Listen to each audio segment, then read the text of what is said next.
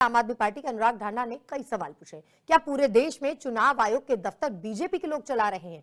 कुरुक्षेत्र हरियाणा की बात की जाए तो डॉक्टर सुशील कुमार गुप्ता के चुनाव कार्यक्रम की परमिशन मांगने पर चुनाव आयोग का दफ्तर गाली लिखकर रिजेक्ट करता है।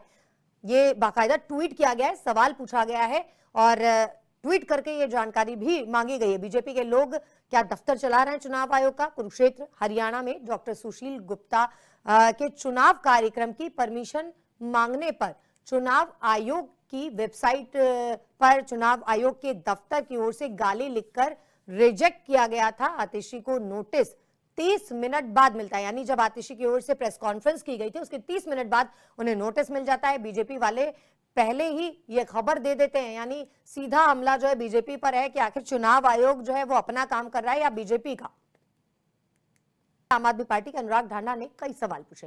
क्या पूरे देश में चुनाव आयोग के दफ्तर बीजेपी के लोग चला रहे हैं? कुरुक्षेत्र हरियाणा की बात की जाए तो डॉक्टर सुशील कुमार गुप्ता के चुनाव कार्यक्रम की परमिशन मांगने पर चुनाव आयोग का दफ्तर गाली लिखकर रिजेक्ट करता है।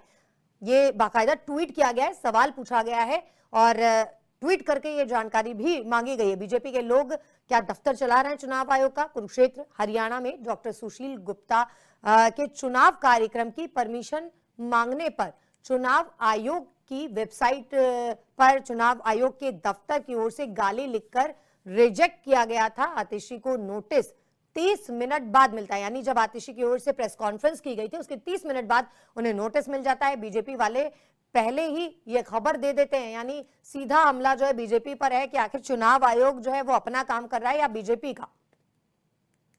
आम आदमी पार्टी के अनुराग ढांडा ने कई सवाल पूछे। क्या पूरे देश में चुनाव आयोग के दफ्तर बीजेपी के लोग चला रहे हैं? कुरुक्षेत्र हरियाणा की बात की जाए तो डॉक्टर सुशील कुमार गुप्ता के चुनाव कार्यक्रम की परमिशन मांगने पर चुनाव आयोग का दफ्तर गाली लिखकर रिजेक्ट करता है।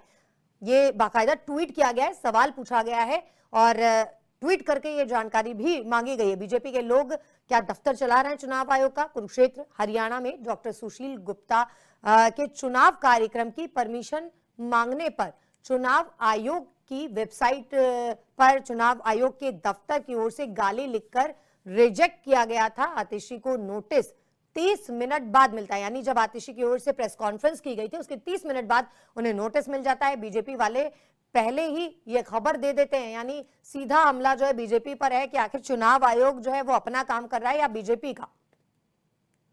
आम आदमी पार्टी के अनुराग ढांडा ने कई सवाल पूछे। क्या पूरे देश में चुनाव आयोग के दफ्तर बीजेपी के लोग चला रहे हैं? कुरुक्षेत्र हरियाणा की बात की जाए तो डॉक्टर सुशील कुमार गुप्ता के चुनाव कार्यक्रम की परमिशन मांगने पर चुनाव आयोग का दफ्तर गाली लिखकर रिजेक्ट करता है।